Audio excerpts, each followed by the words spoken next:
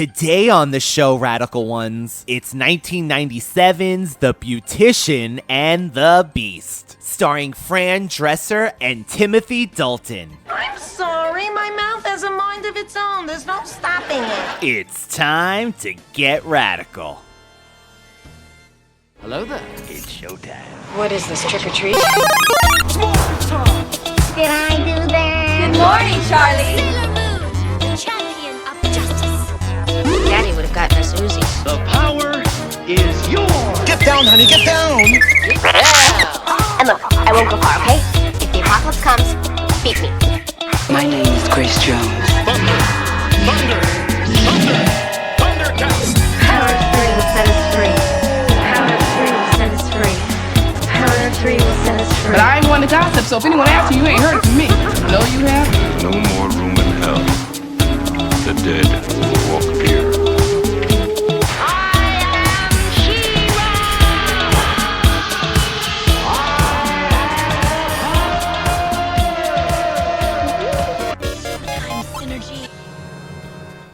Well, welcome back, Radical Ones, and welcome to the Radical Retro Rewind podcast. As always, I am your host, Radical Ryan Hunter, here with Brother David, and it is Valentine's, month. It's February. It's the time for love, David. Love is in the air.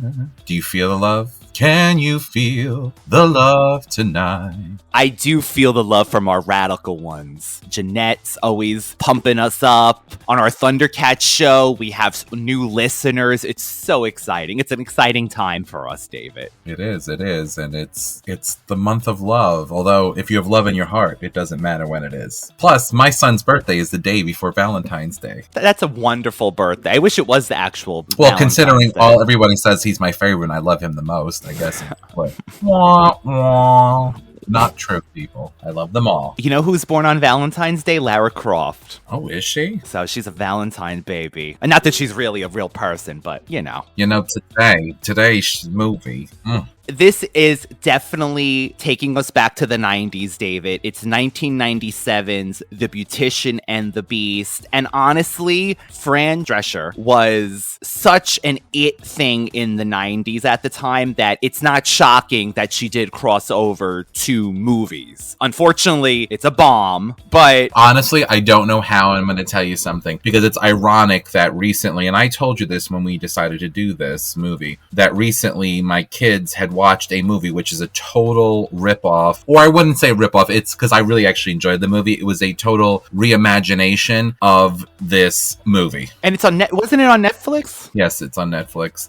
The name completely, she's a hairdresser. She goes to this foreign land. The prince falls in love with her, but it's fresh because he's younger, she's younger. This actress has actually been in a string of movies that I really like. I believe it's like Disney associated. I really liked it. I have to say. It's the guy who plays Aladdin, right? Yes. The royal treatment. Royal treatment. This definitely gave me Beautician and the Beast feels, and I liked that movie and I like this one. I cannot believe it was a bomb because this is quintessential Fran Drescher and I loved every moment of it, so I really don't care. I actually thought about, I rented this movie to watch it for the podcast, but I actually regret not just buying a digital copy of it so I can watch it again. Yeah, you do have the digital way. David's the modern one in our team. He does the digital. I'm still with the discs, but digital really is a good way to do it, I think, especially if you don't have a player, but you can do things on demand. So it is nice that way. But I think it's really cheap, David, even on DVD. I think it's like $2 or $3.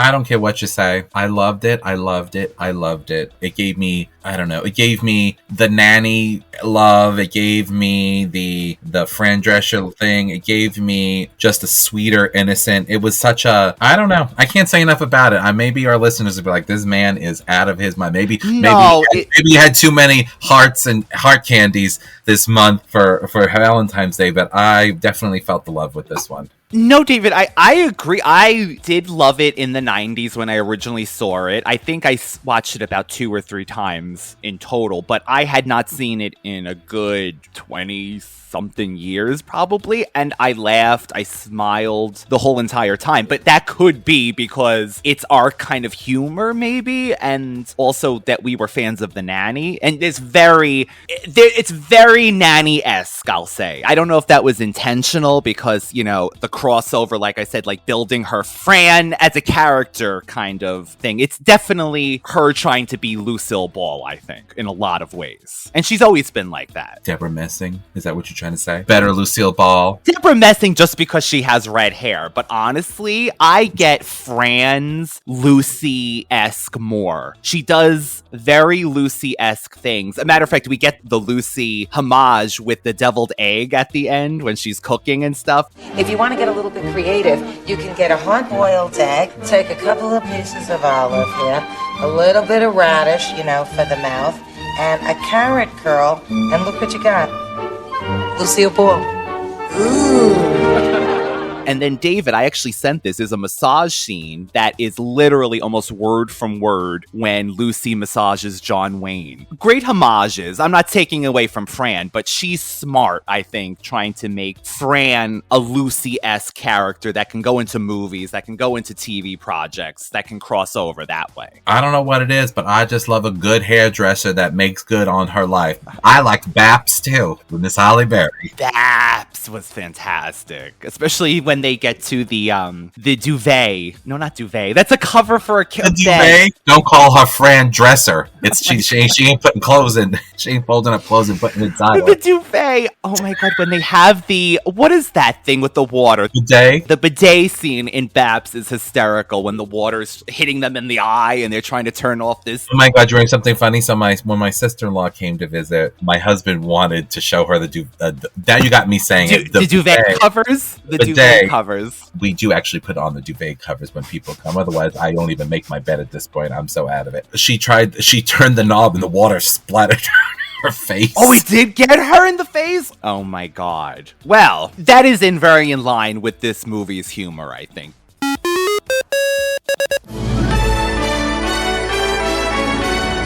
Once upon a time, a beautiful maiden left her home to seek her fortune in a foreign land. Well, where is she? Where is the teacher? Oh, Mr. President, please don't judge me by this. It's just that it's so dark in this castle. Great for atmosphere, but it's hell for putting on liquid liner. Make her be quiet. I heard. This teacher is a loose cannon. Could I possibly get a blanket without a head? My children are growing up in a different world than me. You must help them face a new century. If you've earned 18,000 frequent flyer miles, but it takes 20,000 miles to go from Miami to Scottsdale. I thought you taught science. Teach it? I didn't even pass it. You look lovely, Masha. Yeah, it's control top pantyhose. Hold you in like a stuffed sausage. You teach beauty school. You know what? Talk to the hand. Here, I talk last. Yes, who could get a word in edgewise? You do it again! This woman would destroy the country. A little bit of radish, and look what you got. Lucille Ball. Ooh. Stop! This is the only job you can get yourself? Do I not intimidate you at all? Is one of your sideburns shorter than the other? You don't have to be a tyrant to have people follow you. If you just trust me, you know, Sonny Bono shaved off his mustache, and now he's a congressman. What is he doing? He's saying hello. Hello. Paramount Pictures proudly presents. You better be careful. A girl could get used to this. It's like she has put a spell on you. Fran Drescher. You remember what I told you? Boys would like me for what I am. A princess with a great big dowry. Timothy Dalton. Talk to the hand. Isn't that cute? I love that. The Beautician and the Beast. I always wanted to do that. We start with this cartoon opener, which is really adorable. It shows Fran as this cartoon character, and the prince kisses her, and then he hears the voice, which is, I guess, a joke too in itself. But then he's like, we're gonna get married, and she's like, wait a minute, one kiss and we're getting married? She's like, no, I'm not doing this. And he's like, what did he say? I love humor in my women or something like that? No, it was another word for it, but it wasn't. So basically, it was funny because it was actually pretty well drawn as well. The cartoon itself was a well drawn cartoon, and it's like a spoof of Snow White, and she runs off saying, I know the divorce rate and blah blah blah blah blah, and she takes off. You're not a dwarf. Come away, fair maid, and we shall be married at once. Married? One kiss and suddenly I'm engaged? I wasn't even awake to enjoy it. Be gone! And watch where you walk. The bunnies eat a lot of fruit. You'll be my princess. Like that line of work such a bargain? Affairs, bulimia, divorce. I read people. Yeah. And handmaid. I'm too young to get married. Ah, sense of humor. I like that in my chattel. No. I've got goals. I've got dreams. I've got ambition. Wait. Come back. Miss Miller. Miss Miller. Miss Miller. Which is so funny because it does lead right into the movie of why she has not been married yet, which is also, again, a trend in the natty where the mother is always pushing to be married. She always wants to be married. It's like, why can't you meet a nice Jewish boy and get married, kind of a thing. Being from New York also, we definitely, we love our Jewish people. Grew up, and that was part of just being in New York. So yeah, it's funny. It's funny, the caricatures of Jewish people as opposed to the people that I've met directly from Israel. Oh, like, yes. It's like eating like authentic food, eating the Americanized version of food. It's pretty funny. But anyway. At the time, Siskel and Ebert, of course. I mean, what do you think I'm going to say? They hated it. They hated it, right? But Siskel goes to add, this is terrible, that he can't stand her voice. Even though he notes that she doesn't do as heavy an accent, but he finds it grating, right? Fran Drescher is famous for her unusual voice, which some people find annoying, and I must admit that I am among their number, but at least in the Beautician and the Beast, she doesn't unleash the full power of her laugh, which I find one of the most unpleasant noises I've ever experienced. And then Ebert says he thought the last third of the movie was actually funny, and he wonders if a different scriptwriter came in and changed things up. But honestly, to me, it's an even keel. Although radical ones, we're not hard to impress at this show. I know that we usually like everything. No, but honestly, well, because that's what we usually review. We're not going to pick something that we hate and go, we hate this. We're not a hater show. We're like, we want to share our perspective on things that we love and really like, or molded us as people and entertain you, of course. So yeah, listen, you know what's the old expression? You can bleep me out. Opinions are like holes. Everyone has one. Every time they did a review, they were, I don't know, they basically themselves, Siskel and Ebert, to me, even when I was growing up, were nothing special. They were just basically branded, and they just had a niche. They're two stuffy old men that one looked like Newt Gingrich with glasses and attractive, and the other one looked like he was clinging on to life and had no oomph. So you're going to tell me these two old farty men are going to tell me what I'm going to like as a kid or a young adult? There was nothing to it. And maybe I'm wrong, and don't crucify me, although they're long gone, and I'm sure their fans don't really care because they might not even have any. Remember it went to Roper too then? It was like, what is it? But you know what I'm trying to say? Like, you know what I'm trying to say? It's like, for the time, I never saw them like anything, honestly. Yeah, any like movie it's like what's his name? The Dry Eyes guy. You know who Ben Stein? Clear Eyes. Wow. This movie was horrible. Contact lens relief from Clear Eyes. Wow. I like Ben Stein. I think he's funny. But what I'm trying to say is I never actually listened to anything they've said, because when I used to watch the reviews, I actually could fall asleep listening to their reviews. And of course, I feel passionate about this because I just watched this movie and it made me laugh and it made me feel good in a time that, you know, like the world is a crazy place and everything. So I'm not trying to be mean to them. Listen, they carved their way. They made their money. Of course. They had opinions. God bless them. They did what they did. And, you know, maybe we would do that too. So maybe someone would listen to us later and be like, those two, all they did was laugh about everything. They never had a good review. Matter of fact, I believe one of them is mentally ill and has a speech impediment. It's true. I mean, I could say, and not to get on a whole tangent, but out of all the movies we've done, I can already say off the top of my head, The Bodyguard, The Phantom I did with Rob, they never liked anything. So it is what it is, but... They didn't like Phantom? No, they said it was... They liked Billy Zane, and they didn't like Billy Zane. One didn't like Billy Zane, and one liked him. Which I've never seen anyone who could dislike Billy Zane. I feel like he's so likable and charming. He's so sexy, too. God.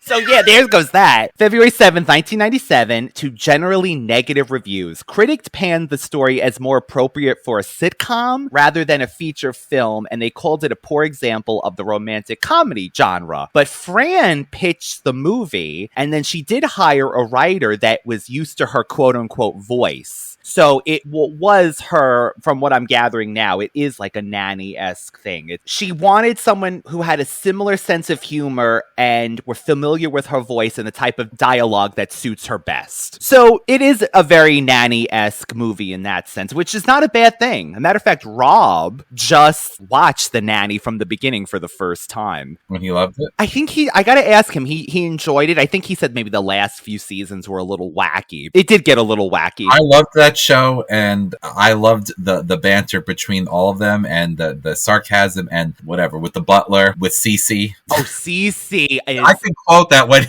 what did she call him? Servant. He goes, brunette.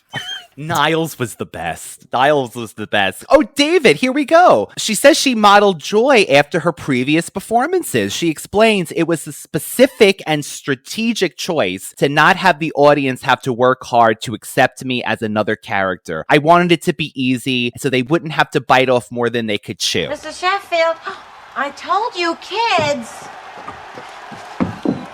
Oh, Mr. Sheffield. Now, someone would say that's a cop-out and maybe she's just acting in her way, but it works. So let's get into it. I mean, we've talked about... Does this movie have a cult following, though? Is there... David, I'm sure. There's gotta be. To. Maybe it's just every gay man liked it. I don't know. Fran plays Joy Miller, a beautician who is teaching in New York City. And let me just tell you, she has the worst students you ever would want. David, how did it go from the one male student smoking a cigarette, lighting the head on fire? Another bright student thought, let me take this bottle of Aquanet hairspray or whatever it was, spray the head, and then another one comes with it looks like a boat oar and smashes the head. It's a broom. But wait a minute. Broom? When she passes down, but you have to remember, preface this by saying she was going from look like job to job. She had just done the hair for like the girl who does the numbers for Lotto. The lottery numbers. And she was smoking. And her mother goes, would it be so bad for you to just settle down? And she goes, settle. She goes, I don't want to settle, Mom. She goes, settle. Like settle on somebody, even if they suck. That's horrible. I would never give that advice to my children. Look, call me a realist. Is teaching night school so terrible? Maybe one day you could own your own beauty parlor. Maybe raise a family, God forbid, huh? I don't want to settle. Sweetheart, I say this because I love you. Settle. Meanwhile, did you see me take 1 or 2 Mylantas? Don't listen to your mother. She's not like us. We're dreamers. But Donnie, you settled. You opened a stationery store. No, that was my dream. I love cards. Ma, you know, it's not as if I don't want to settle down and raise a family someday. I'd just like to meet a guy who wears less jewelry than I do. You always did set your sights too high. When I meet the right guy, I'll know. I don't know how, but I'll feel some kind of a nuts in my stomach. The father is so supportive. He's like, I never settled. And she's like, you want a card store? And he goes, but stationery, I love stationery and cards. That was my dream. I love that. I thought that was adorable. So wholesome. The funny part is, yes, she's teaching this night class in a college, and they all set the place on fire. What was the quote that she said to the one girl? She's teaching them how to do makeup, and she goes to the girl. It's called Revlon, not Sherman Williams or something. No, not what's the other paint thing? Oh, well, she did say it's very easy to go from flashy, not trashy. Yeah, she's doing this mantra with them: flashy, not trashy. She's talking about color, and then she says to the one girl, though, it's called Revlon, not Dutch boy or something. Like she's like talking about because she painted the face. She's doing the makeup so hard. Now let's see. I don't think it looks right. You gotta move the mole. Class, the mole always goes over the left lip. This way it balances the cigarette. See? Otherwise, if it's all on the same side, you look like you're gonna fall over. Angelica, it's called Revlon, not Dutch boy. Class, what is our motto here? Flashy, not trashy. Excellent. The He-Man, the Dutch boy haircut. I love this too. She tells one of them, you have to put the mole on the left lip to balance because the cigarette. How 90s was this? Cigarettes all the time. And then she mentions, by the way, talk to the hand quite a few times and her treasure troll doll. That was a 90s time capsule. Yes, love it. Hector, no, this cigarette. That hairspray is flammable. I ain't smoking no cigarette. So there's a fire, and she actually saves all the animals in this.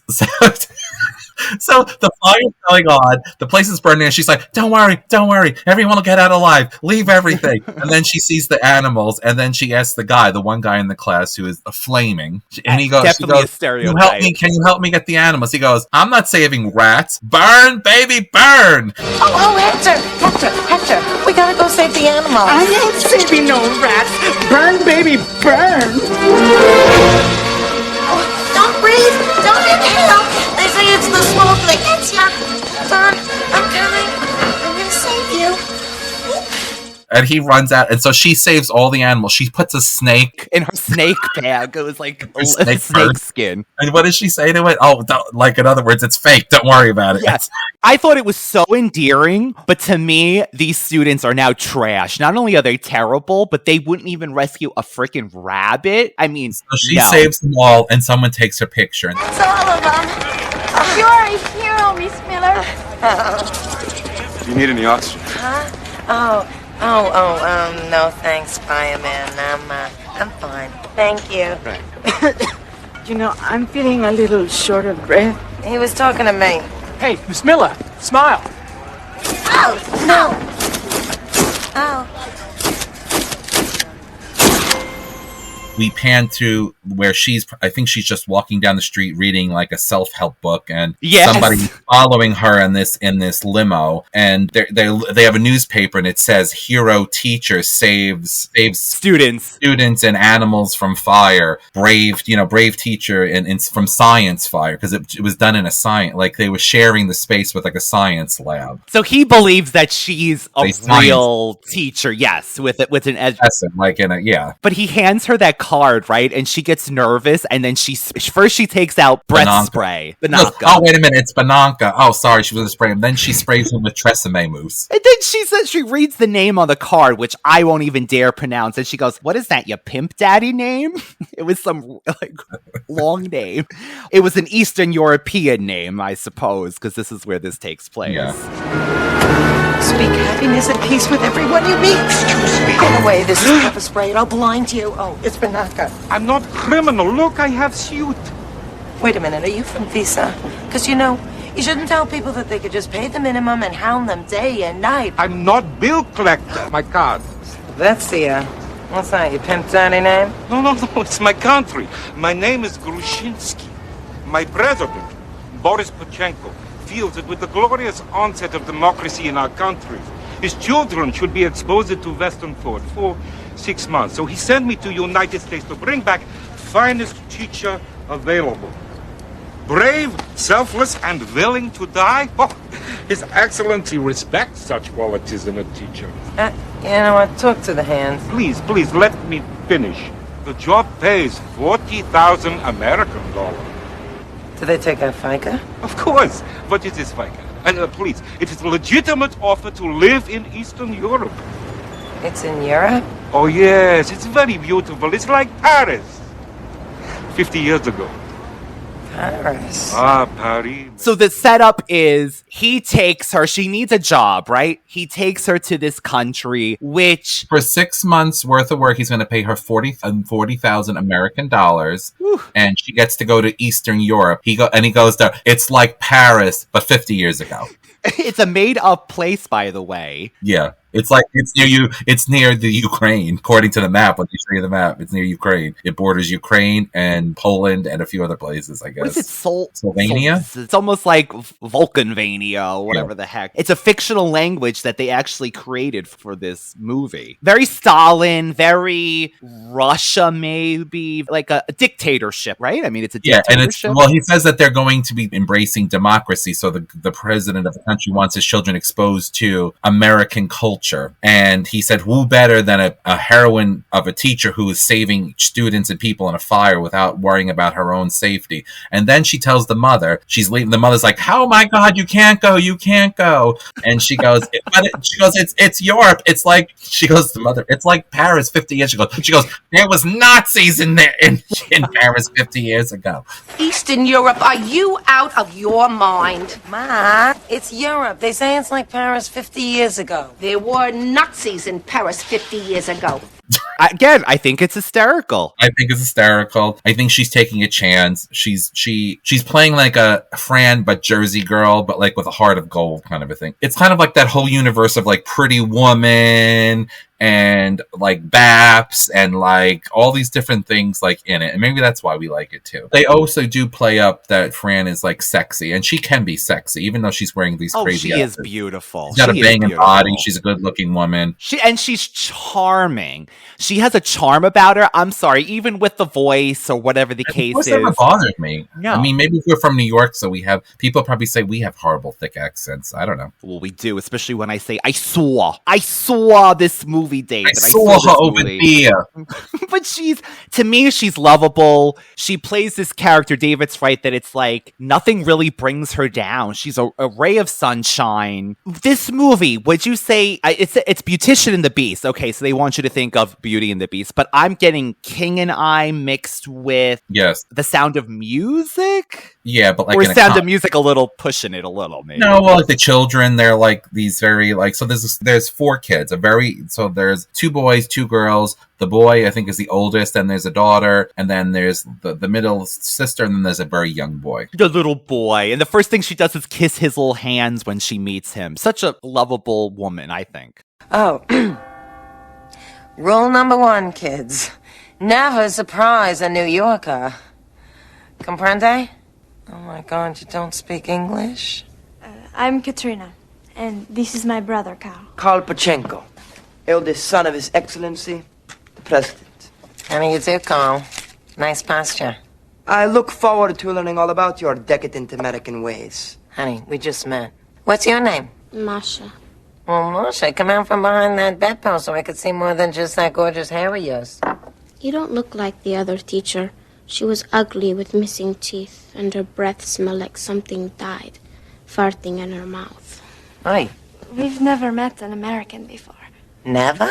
We don't want to be raped by your mindless cultural imperialism. You know, Carl, you only get one chance to make a first impression. And then you meet the dictator, el presidente, the president. Timothy Dalton. Who, by the way, in that movie was pretty sexy, I'm going to say. Yes, he was very, very handsome. Bond. I like his fake accent, too. Like, I liked that accent with him. Oh, Mr. President, I know that I'm late, and I'm so sorry. Please, don't judge me by this. It's just that it's so dark in this castle, which is great for atmosphere, but it's hell for putting on liquid liner, which, frankly, I can put on in a crosstown bus sitting over the motor. But, of course, that wouldn't interest you because I am an educator and no one really cares what an educator looks like. Still, what's it like outside? Because I was thinking about wearing suede and I know... Make her be quiet. I heard.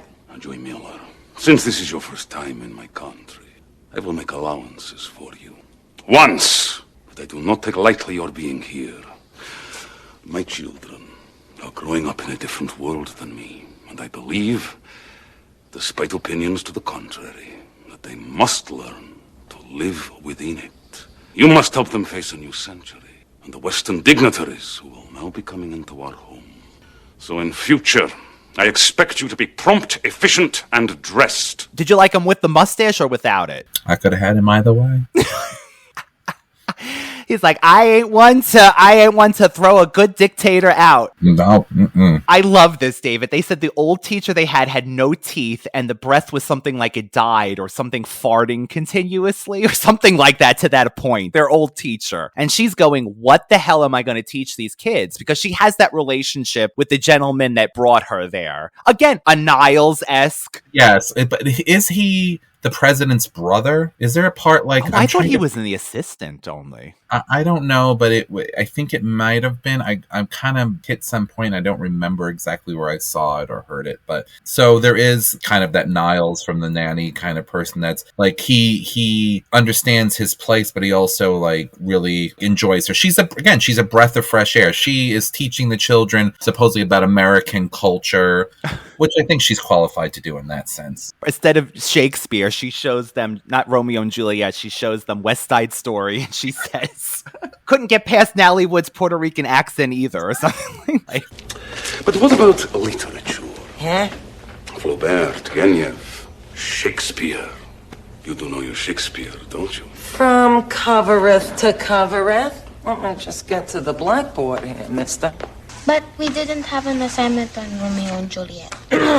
West Side Story, honey. I brought the tape. It's so much more accessible for the kids to relate to. Don't you agree? Carl. I was confused by the film. I've read of the gang problems in the United States, but I had not been aware they were so proficient in ballet. Well, I'll tell you, I couldn't get beyond Natalie Wood's Puerto Rican accent.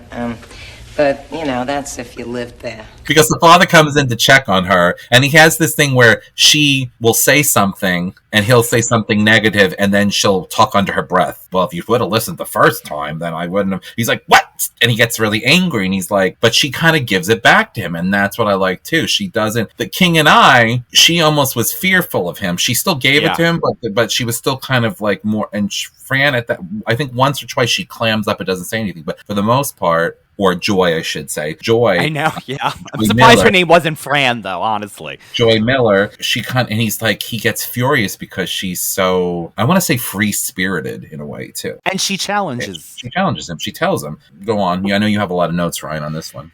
Okay, just random parts. She tells the kids, raise today, raisins tomorrow.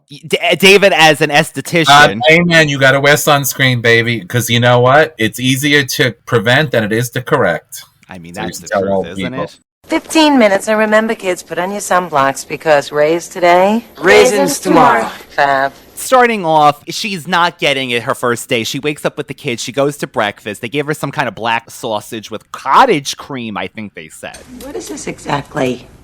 Blood sausage and clotted cream. It's a delicacy. It must be in your honor. Oh. Well, it looks delicious. I do like this because you do see that the father does try, even in this beginning. She mentions her father and he sits back down at the table, right? And this is when she moves the children over to him. And she says something like, oh, it's just as easy to move 5 people as it is to move 1 person, basically telling him, dude, you should have just gotten up and sat with your children. Why are you sitting large table length away from your children if you know? Oh, well, no bother. We'll come to you. Come on, kids, hurry up. Your father wants to talk. Come on, hurry up. Hurry up. What are they doing? They are coming to talk. Why? Joy Miller. Oh, Sid. It's just as easy to move 5 people as it is 1. There we go. So that was good. She's bringing them closer. You also get a sense through watching the movie that he had a wife and he loved her very much and he took her for granted and then she passed away. And I think also, besides the whole dictator and running the country kind of a thing, he also pushes away from them at times because maybe it reminds him of his wife. Maybe I'm reading into that too much. It's kind of hurtful for him, which is another reason why I liked the movie. Siskel and Ebert. Who? Well, honestly, does anyone know that? Ernie, who? So this too, when her first day, David, it's just little highlights. She doesn't know what to teach them, right? So she's writing her name on the Miss Joy Miller. She puts a heart around the I. Then she puts a heart around the name. She's just, what am I going to teach these kids? Well, just for curiosity's sake, how'd it work with your last teacher? We read aloud from our textbooks. Huh. What'd she do? She watched. Sometimes she slept. And she still got paid? Of course. If it ain't broken. Let's see what we're going to read today here.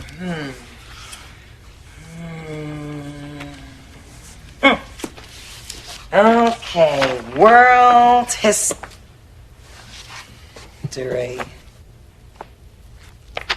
Here's your father.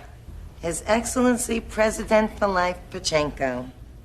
All right, Colin, why don't you begin? The son finds her very attractive. The daughter, all she wants to do is have sex. Sex and more sex. And then Joy is like, what do you mean? And she's like holding hands, eating ice cream.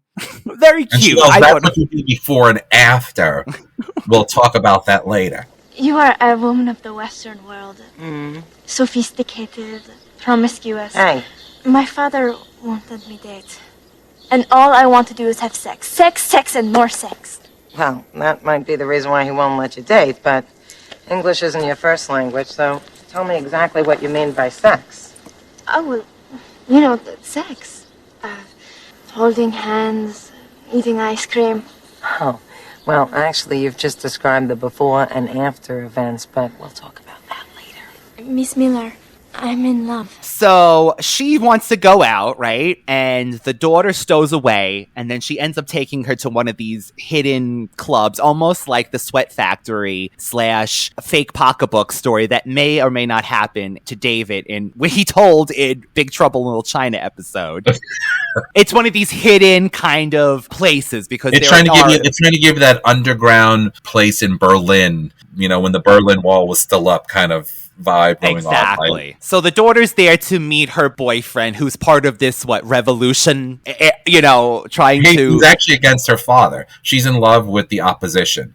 They have a young relationship. They're in love, and he opposes her father's reign of tyranny, because that's what they believe him to be. You do find out later on that his prime minister is actually much more of a reason why they run the country like a concentration camp. Yes, and that becomes the antagonist. But I do like that it's kind of like a side story to the romance and to the fun. Actually, it's. Yes, this is happening, but it doesn't take away from... I hate an antagonist that causes so much problems for the hero, so I'm glad it was more of a simple, okay, we got rid of him kind of thing in the end. I wouldn't have wanted this to be a back and forth with Joy and this prime minister guy the whole entire time. Okay, so the daughter's boyfriend gets locked up in the prison. Joy is very protective of the kids. She takes the blame for them, unafraid of really what this man could do to her. Because honestly, they are in this dictatorship of a country at this point, and probably if it wasn't for her charm, her teaching the kids, she could have been thrown into jail. So she takes him walking, right? This is another great scene to meet all the peasants. I love this. She knows all the names. She gave them echinacea, one of that one guy, David. So Fran is ahead of her time, Joy. Echinacea for a cold. She's like, oh, Sylvania. I don't even know the woman's name. She runs over to her. She's like, this is the president. And he goes on this thing to meet everyone, right? So they're lost, and I do love this. She says, either we're going in circles because she sees here heel marks, or that hermit has another life we don't know about. Because he says we're not lost. I don't even think we're on your land anymore. I am president. It's all my land. We're lost, aren't we? We're not lost. Well, we're going in circles. No, we're not. Well, either these are my heel marks, or that hermit's got a whole nother life that we know nothing about. I know where we are. Well, where are we? We're in the woods. I knew it. Why can't you just ask one of them for directions? They're playing on that relationship like a man can never ask for directions, and the wife or the girlfriend's like, just ask somebody for directions. But she also shows him that she, within a short period of time, has already made connections with people she barely knows their names, knows their history, has been caring for them, and these people have been in the service of his family for 50 years, generations, and he doesn't even know who they are or what they do. This person must be new. She's like, he's been here for 50 years, literally. With that, again, that condescending, sort of playful. They end up going to a factory. Yes. Tells the people to strike while he's being like typical, raising his hands and waving them, letting people cheer him on. Yeah, she's basically saying you're getting this false idol worship from these people. At the same time, though, of no overtime and, working these people. Union, she mentions that, so she's in there rallying the people in the factory to rise up, right? In between this, though, we do have that sandwich scene, which I have to say is very romantic. It's very subtle. They're very close, but you really do feel the chemistry between the two of them, I think. Yeah. He's agree. cutting this sandwich up. What are you doing up? I couldn't sleep. You? I don't sleep. Oh, well, you want a sandwich? What kind? Oh, well, that depends. You know, is this tuna fresh? Because I noticed your country is landlocked. What was the thing with the mayo? She hides it? She was, because she was saying it's so high in, like, he's of a certain age, and she's like, you want to be around long enough or whatever, you're gonna have a heart attack eating all this like heavy stuff. And he's like, why must you ruin everything for me? She's like, try the mustard on this, it's so much better. And then she feeds him.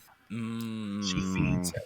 And she pulls out a full turkey, right? Like that turkey out of that. And he lifts it for her, which is like very, that, I mean, if I was a woman and I had a man, like a husband or whatever, I would want them to be like a protector, a masculine. I don't even need to be a woman. He could lift my plate if he wanted to, lift my tray. I'll be anything. I'll be anything at this point. I'm a bitch. I'm a lover. I'm your mother. Oh my God. So I gotta say, the one line that I've remembered since the first viewing of this movie, and I know I'm jumping around, but this is close to now, they're planning a party, is, Ma, you fed the chicken? Ma, what's he eating? Same as the rest of us. You fed the chicken? I should make 2 dinners. I don't have enough to do. How could you? Oh, we don't know any better.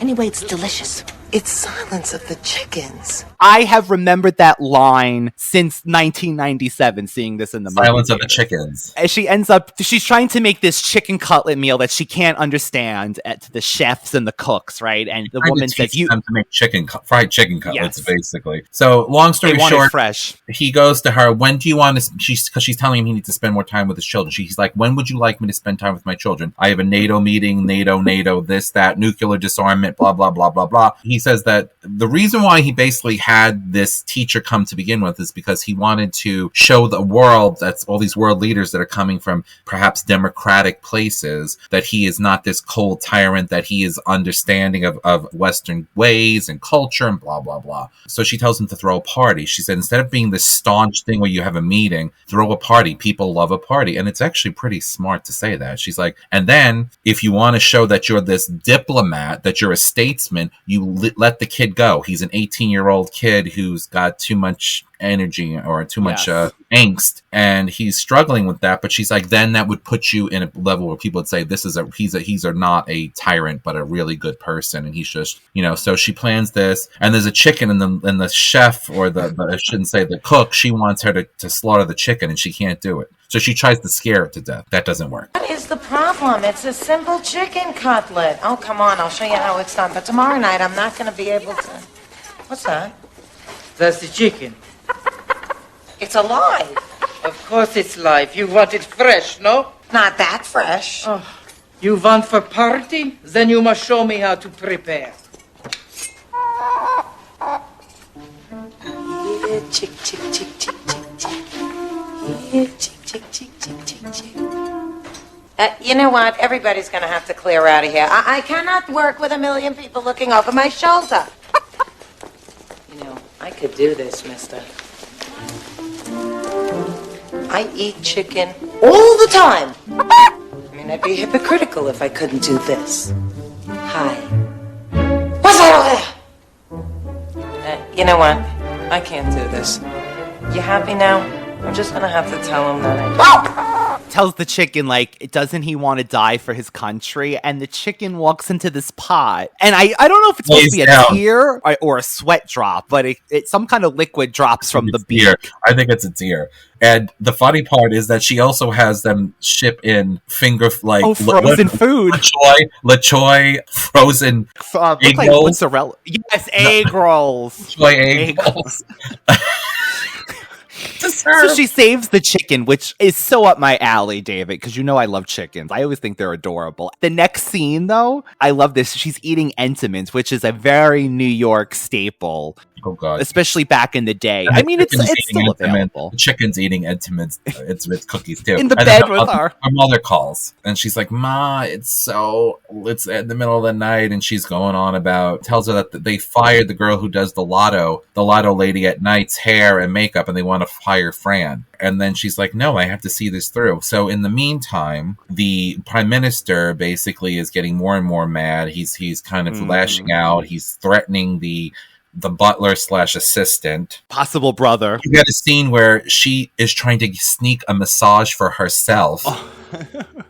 And she comes in, and this is the Lucy scene that you had mentioned. He comes in, strips naked. She gets to see some of the goods, and he lays down, and he wants her to, massage him. And he's like, harder, harder, harder. And he's like, can't keep my mind off of her. She gives me a feeling in my in my stomach. Gut. Yeah. And he basically says the same thing that she had said to her mother quite a long time ago. I want that feeling in my gut. That's the love that I have for somebody.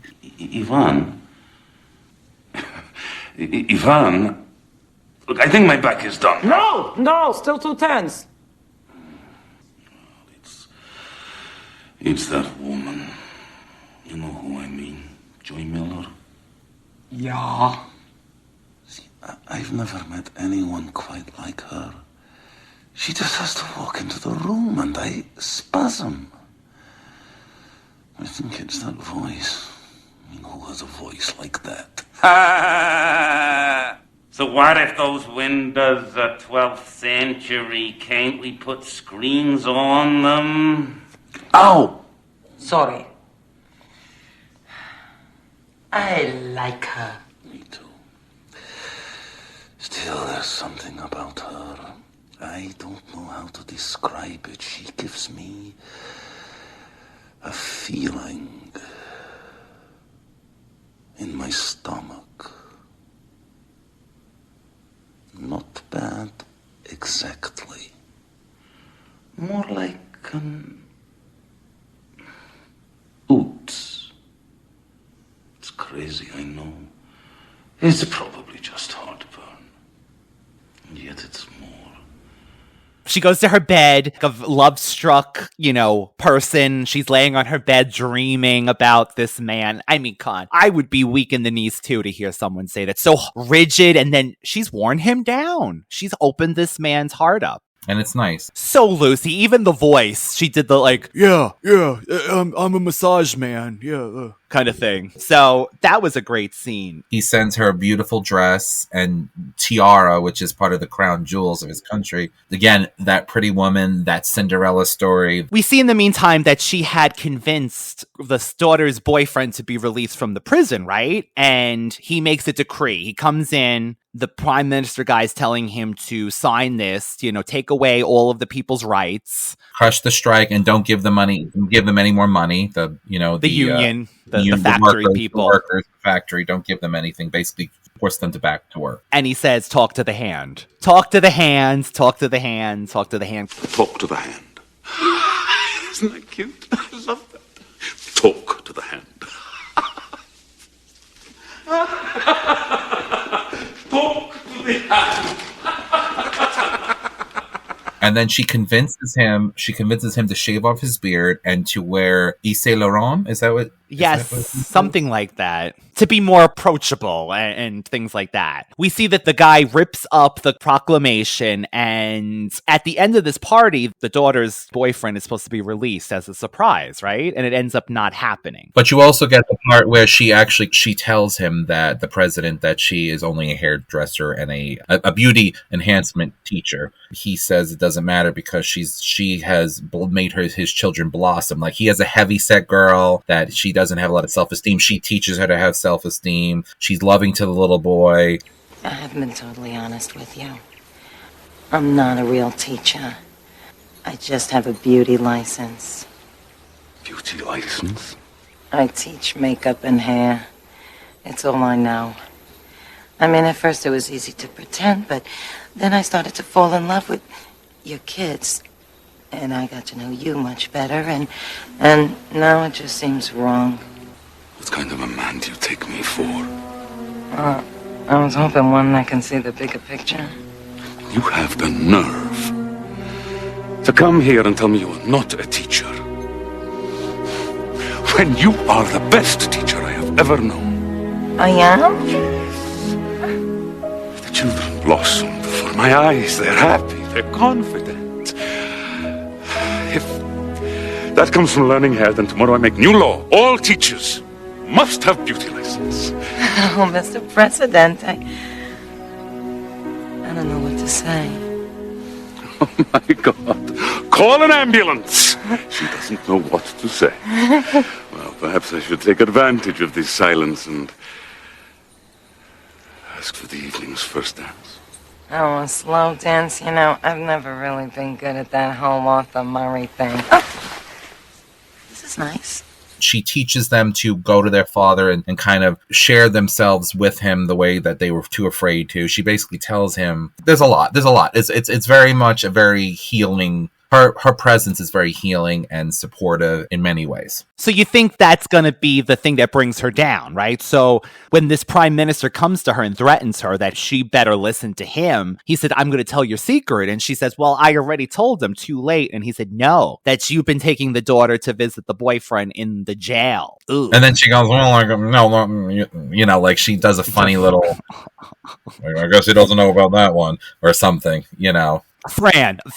This is a Fran playing Fran Fine from The Nanny. We get to the point that he becomes very upset finding out that she's been taking the daughter to the prison, and she calls him a beast. So we tie in the title of the movie. She said, you really are a beast. Click, click, click. We got that down. Look, if you won't do it for your country, at least do it for your daughter. You should see them when they're together. It's the most adorable You've seen them thing. together. Well, actually, I've been sneaking her down to see it. In the dungeons. That's where you threw them, isn't it? They are so much in love. You would have to be blind not to see You think this is some kind of a game? You move us around like pieces on a chessboard because you know better. Papa, he's not a criminal. You are. What are you doing? You do not understand. Oh, no? You have the temper of an 8-year-old. Your own children are scared to death of you, and you hit girls. Tell me when I'm getting wrong. This whole thing is none of your business. You know, you're right. Because if you can't even see that doing the right thing, even when you have nothing to gain, is what makes you a mensch and decent and civilized, I can't have anything to do with you. The boy will remain in prison. This is not a game. It is the way things are. And the way things will always be. You know what? Everyone is right about you. You are a beast.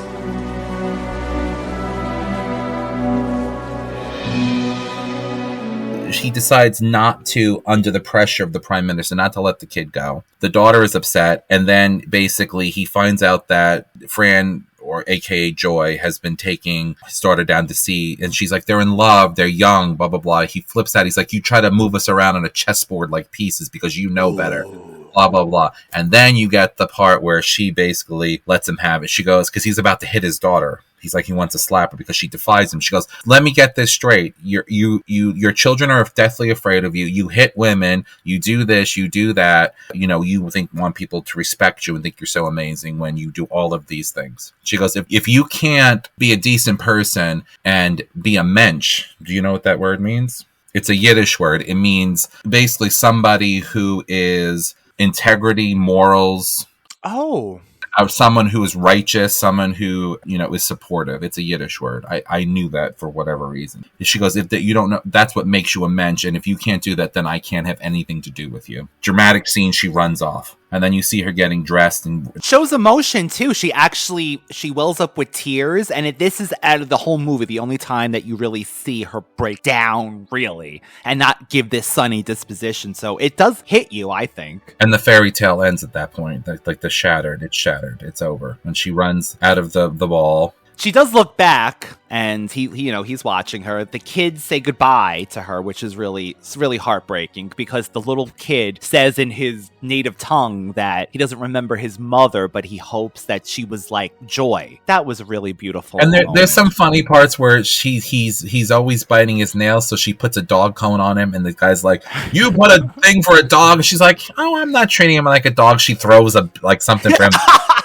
So when he is addressing, here's the funny part too, which I caught, and I don't know if anybody else caught this when they watched the movie. There is a part when he goes out, they're having this big thing, and he's talking like he's addressing all of his people. And he's saying how, don't defy the government because we will come for you, blah, blah, blah. And they're all cheering and cheering. And she knows that they're only cheering because they're afraid of him and the ramifications. Yes. So she goes out and does this Evita thing where she puts her hands out and they all cheer and clap for her. And she basically goes, I always wanted to do that. But she's also, if you're smart enough to look into it, she's saying they only do it because they're afraid of you. Because I just stood out and pretended I was whatever, and they bowed down to me too and cheered me because you have an iron fist here. So I read it that way, and I'm pretty sure that's what it's about. Plus, she always wanted to be Evita, which is funny because it reads into that whole Madonna Evita era that we went through. And it shows that this woman on paper is supposed to be, I mean, not a ditz, but she's not supposed to be an intelligent philosopher of teaching, right? But she is a smart woman, and she's given probably not as much credit as she, A lot of people are,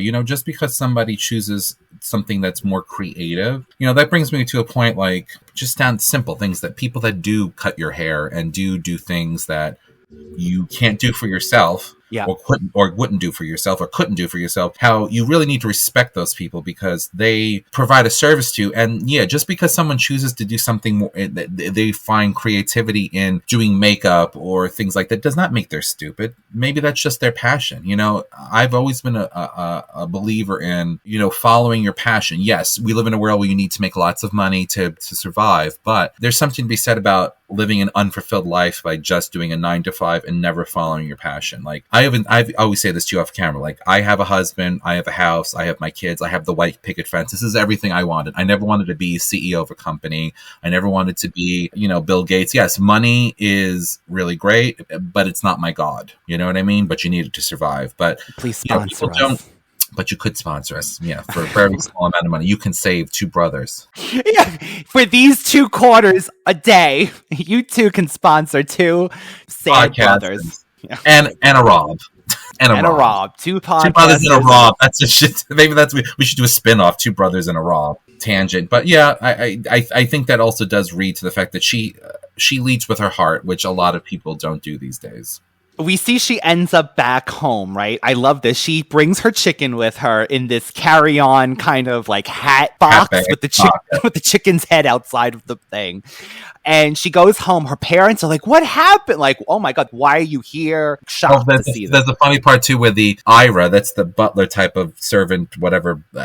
She calls him that, right? She's like, I'm going to call you Ira. He gives her the full money and she goes, you can tell him to take that money. And she goes, wait a minute, he's rich and I'm poor. I'm taking that. The president insisted you be paid the remainder of your tenure. You know what? You could tell him to take that money and... Wait a minute, what am I saying? He's rich and I'm fired. Give me that. Oh, Ira, thank you for everything.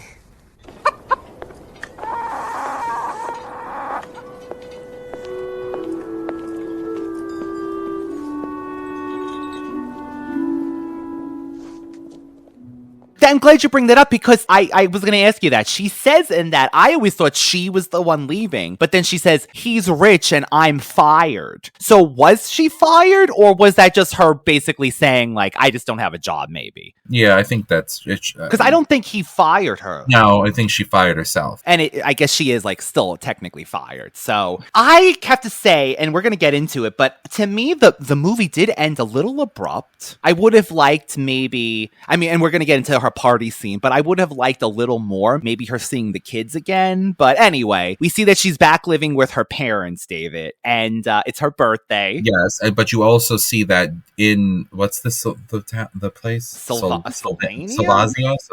The president finds out the prime minister has been going behind his back and actually has him arrested for treason. And he goes, "You're going to let a beautician destroy this country?" Because he said production is up 30% in the factories because they're happy. Yeah. Because they're happy, blah, blah, blah. Why? Which is funny because was this whole thing about teaching his children about democracy a joke because really they were just going to do the same stuff anyway? Because he said that they were joining into like understanding democracy. And, you know, there's something to be said about that too. Like it was like a con thing maybe, but we'll talk the talk, but we're not going to walk the walk. So then you get to a scene where it's Joy's birthday, and she's really dressed in this cute, like very like 50s orange outfit. I can't believe she's doing people. She goes, could you imagine what I did with 6 hairs on a head? So she does carry this style. Like this is, again, I hate to keep comparing this to The Nanny, but The Nanny was known for her wardrobe and her like cute, sexy outfits, right? So she continues this fun, well, there's a funny part. If you remember in The Nanny, Cece goes to, how do you afford these outfits, even though she hates them because they're like trashy? How do you afford these outfits on a nanny salary? And you find out that her cousin is Isaac Mizrahi, the designer. Who was very popular at that time. And that's the reason why she has all these outfits that are like designer looking and amazing. It's her cousin is a famous fashion designer. But anyway, I digress. So you see a scene where her parents are... They give her a birthday card. I love it. I love it, David. Oh, God. She gives her the birthday card, and inside she's like, we wanted to give you something really special. And that you can actually use. They're opening a new Blockbuster next to the pita place, I think she says. And she gives her Blockbuster membership, and Fran is like, this is the saddest day of my life. Yeah, this is what my life is reduced to. Happy birthday, sweetheart. How come you got all dressed up? Oh, no. Don't tell me you're planning a party for me because I just cried through one at work, Ma. Yeah, we're not having a party. Happy birthday, sweetheart. Not having a party? We wanted to get you something you'd really use. This is a membership to Blockbuster Video. They're opening a new one right next to the Eat a Pita.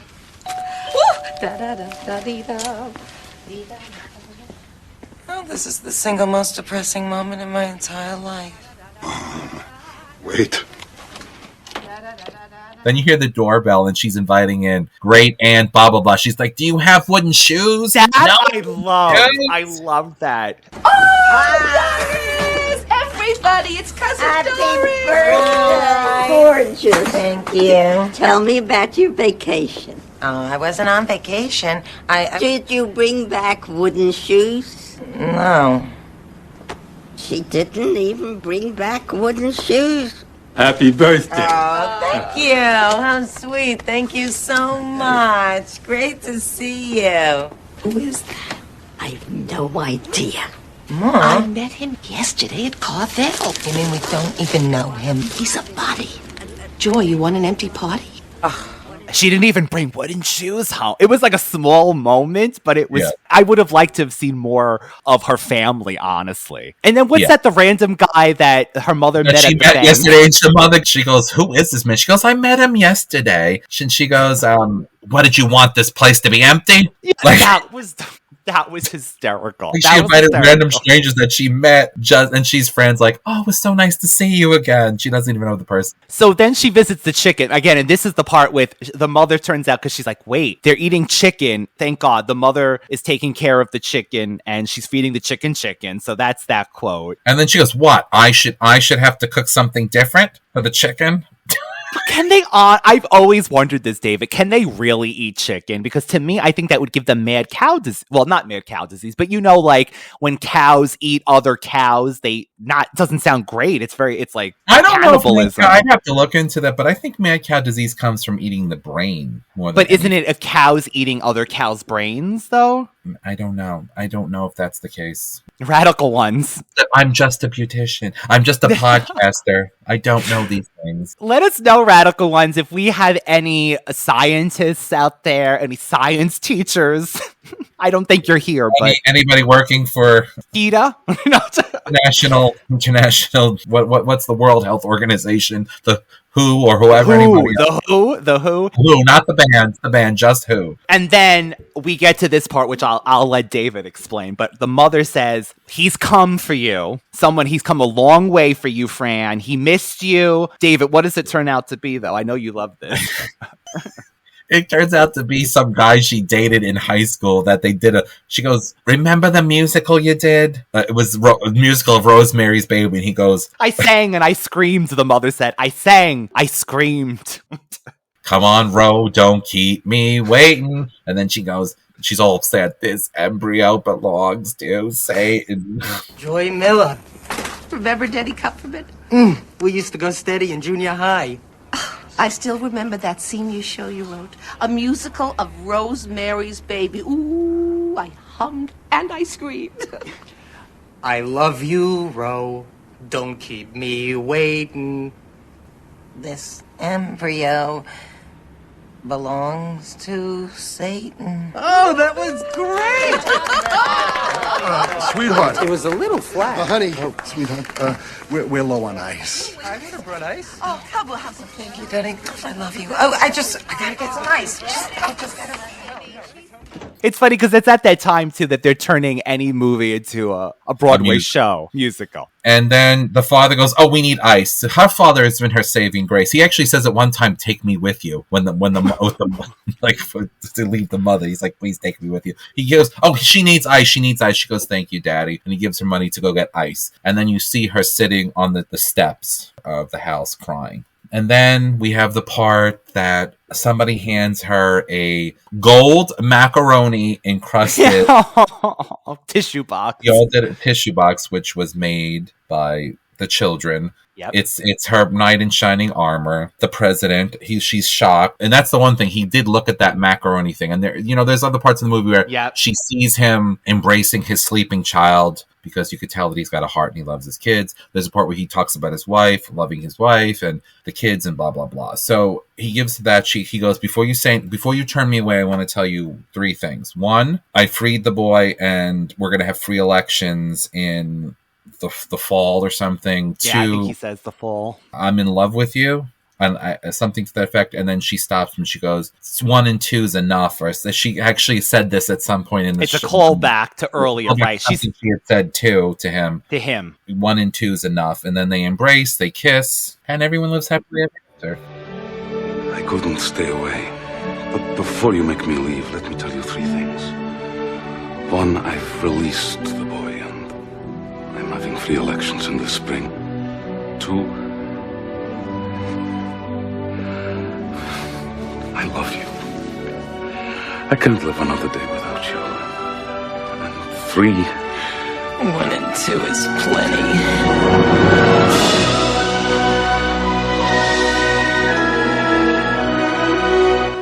Are you okay with the abrupt ending? Would I have liked to have done like the after the ending credits, like a quick scene that she goes back, she's waving to the people, she embraces the children? Yes, but honestly, that's left up to your imagination, your interpretation, your where your heart takes you with this, and that's what I liked it. It's a feel good. It is a modern fairy tale come true. This is before they did Ever After, and all of these other, or when they did the Enchanted or whatever, Enchant, all these different things. And to me, I don't care what anybody says, I would put that up there on high on my list of, because I felt good watching it, and never once that I can't watch this, I'm so bored, or it went quickly. I was giddy, I laughed, I smiled, it made me feel good, it made me want to have a storybook romance. It made David want to run away to become a teacher with a prince, and well, I can't, I got my kids and my husband. You bring them with you, and bring them with you. Well, I did say I want to have a throuple so I can have someone help me do all the work in the house, the chores and everything. I keep telling my husband that. He frowns upon it, though. He frowns upon it. Come on, they could do all the work. I'm like, I need somebody younger than me that can help. So, David, Drescher had initially imagined Kevin Kline as Boris, and he was unavailable. Dalton, though, had a lot of charm and a very gentle tone. Comedian Laura House considered his acting to be a testament to the time, writing, "That's how popular Fran was." Will Harris classified Beautician and the Beast as one of Dalton's lighter and more comedic projects. And in 2014, Dalton shared that he had such a positive experience during the filming and praised Fran for her comedic timing and described her as very protective during the filming. Fran helped him with comedy and ensured that he had enough funny lines for himself, basically. So very giving. This is what I would definitely envision her to be like. Yeah, I would have loved to go back to your comparison to her and Evita. I would have loved to have her gone back to the people cheering, something like that, and the kids waiting outside for her, maybe. Honestly, maybe they thought this was going to get a sequel at the time. Listen, it was wholesome. So maybe if she had a wild sex scene and acted like a pig, then they probably would have said, "Oh yeah, that's a great movie." Maybe if she opened her legs up and was smoking a cigarette on a chair while being interrogated by the prime minister, then maybe they would have said it was great. You know what? Screw you, Siskel and Ebert. It goes back to that. It goes back to that. So, Radical Ones, if you haven't seen this movie, honestly, please check it out. David, there goes the saw. There's the New York. There's the New York. I saw Fran and we had coffee. And we had Entenmann's coffee cake. We had Entenmann's cake and we had coffee. And we drank some water and had some bagels with some schmear. And I wore a schmata. Anything else? A schmata. That's stuff that we say, people, by the way. So we're not making fun of anybody. That is us. Oh, yeah. You can't remove it. As much as I've tried, you can't get rid of the accent. I've tried. It's available, like David said, on digital renting. Was it on Amazon? Is that where I paid $2.99 or $3.99 for Viz Prime? Yes, to rent it, or it's like $9 to buy it. I should have just bought it because I want to watch it again. Actually, I think I will be watching this again. It just made me feel good. I don't really care what people think. It made me feel good. What other movie did? The Bodyguard. Like we said, like The Bodyguard. We hadn't watched in years. It made me laugh when she was being silly when they were talking to the bar, but it was also romantic. As much as I'm so funny because I could watch horror movies, but I love romance too, and I like something wholesome. That movie was wholesome. Yeah, it was. It was wholesome, but at the same time, not cheesy. And not sterile. Yeah. Right, because they said sex. But then when it turned out what the daughter thought was holding hands, so it was cute at the end. It is cheap enough, the DVD, if that's your thing. I would recommend it if you haven't seen it. I feel like this hasn't been seen by a lot of people, and maybe it could have a resurgence. Maybe we could bring it back, David, to the forefront of media. Yeah, as of recently, maybe 2 years ago, I had seen Fran Drescher in a Christmas movie about her gay son. Oh, yeah. The typical Hallmark, going back home, the big city lawyer goes back to meet the Christmas tree salesman. And she was cute in that too. I just love, Fran Drescher. We're not going to talk about it, but something very horrible has happened. 2 very horrible things happened to Fran Drescher. One, I won't even mention. Another thing, she's a cancer survivor and never lost her joy, it seems like. And I'm going to tell you, the other thing that happened to her, I wouldn't even wish on my worst enemy. So you can do your research if you want to see about that. Do you know this, Ryan? No. This is about love, and I don't want to bring anybody down. And I also want to say shout out to my little baby son. Happy birthday. I love you. Yeah, I'll tell you after. Yeah, if you do check this out, Radical Ones, please let us know. We love to hear when someone checks out a movie that we talk about. Jeanette ended up 2 seasons ago, we did A Dirty Shame, where David almost got me canceled. No, and Jeanette went and checked it out. She also checked out A Scream Queen. So the fact that things like that we were talking and someone actually goes to seek out what we're talking about, it's so touching, David. It's so touching. So if you do watch this movie, let us know. It might work against us sometimes because it might not be a mainstream movie per se or a TV show, but I feel like we are doing something. Like, I love that we're not just doing The Goonies and, like hits. So I feel like that is the radical retro way, like finding underrated classics, like David said, that we see the humor, the joy in, and maybe bringing it to you. So you can always reach David at Universal Appeal 2020, all one word, and the Radical Radical Retro Rewind Podcast, one word on Instagram. We also have a Thundercats only fans, as I like to call it, to get real excitement. Instagram page, David, for our Thundercats podcast, which is part of the show, but I figured this kind of, separates it. Maybe we could talk more about Thundercats on the Instagram page that we have, and that is Thundercats 1985 reviews at Instagram.com. Again, all of our links are below, and we've only just begun, David. My God, we've got another summer to go before we take a break this time. Do we even know what we're doing for the summer yet? Radical Ones, we kind of talked about sword and sorcery / barbarian / adventure movies. Jason and the Argonauts, the Beastmasters. The Sword and the Sorcerer, Dungeons and Dragons. Ooh. But you ain't heard that from me, because I ain't one to gossip. I actually do love having a theme for the summer because it kind of lets us know what we're doing as opposed to every week coming up with a new topic. I mean, it's new, but, we go with a theme then. We had zombies, we had every Friday the 13th movie. Who knows? Who knows what's next? We've only just begun, David. We've only just begun to live. So we'll see you next Friday, Radical Ones, and we hope you enjoyed this. David, thank you.